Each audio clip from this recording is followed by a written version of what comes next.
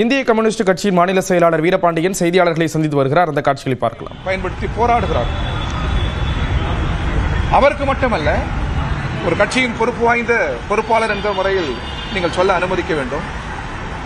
அவர் கட்சியின் பெரிய தலைவர், நாடறிந்தவர். ஆனால் அவருக்கு அருகில் இருந்து சிகிச்சை பெறுகிறவர்கள் எளிய மக்கள், கிராமங்களிலிருந்து வருகிற முன்பின் தெரியாத முகம் தெரியாத எளிய மக்களுக்கும் அதே சிகிச்சை பிரிவு நல்லக்கண்ணுக்கு எவ்வாறு போராடுகிறார்களோ அதே போன்று அந்த எளிய மக்களுக்கும் மருத்துவர்கள் போராடுவதை நினைக்கிற பொழுது தமிழ்நாட்டில் இந்தியாவில் இதுபோல் ஒரு மருத்துவமனை இல்லை, இதுபோல் ஒரு மருத்துவர்கள் இல்லை என்று சொல்ல தோன்றுகிறது.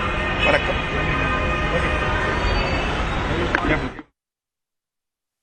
தொடர்ந்து அவரை மருத்துவர்கள் கண்காணிக்கிறார்கள். ஏற்கனவே சொன்னது போல் தன் வாழ்வின் பெரும்பகுதியை நாட்டிற்காக எளிய மக்களுக்காக அர்ப்பணித்த அந்த மகத்தான தலைவர் இயற்கையோடு போராடுகிறார்.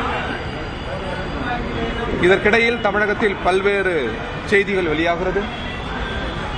அவை உண்மை அல்ல. தொடர் ஆர் நல்லக்கண் அவர்கள் குறித்த மருத்துவமனையின் அறிக்கை வெளியான பிறகு அதிகாரப்பூர்வமாக இந்திய கம்யூனிஸ்ட் கட்சி முறைப்படி அறிவிப்புகளை செய்யும். அதுவரை எத்தகைய தகவலையும் யாரும் நம்ப வேண்டாம் என்று இந்திய கம்யூனிஸ்ட் கட்சியின் தமிழ்நாடு மாநில குழுவின் சார்பில் அனைவரையும் இருகரம் குப்பி கேட்டுக்கொள்கிறோம்.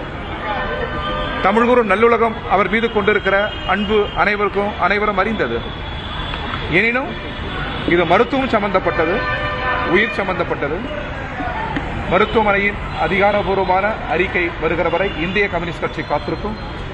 இந்திய கம்யூனிஸ்ட் கட்சியின் அதிகாரப்பூர்வமான அறிக்கை வருகிற வரை தமிழ்குரு நல்லுலகம் காத்திருக்கும் என்கிற நம்பிக்கையை பதிவு செய்து கரங்குப்பி முடித்துக் கொள்கிறேன்.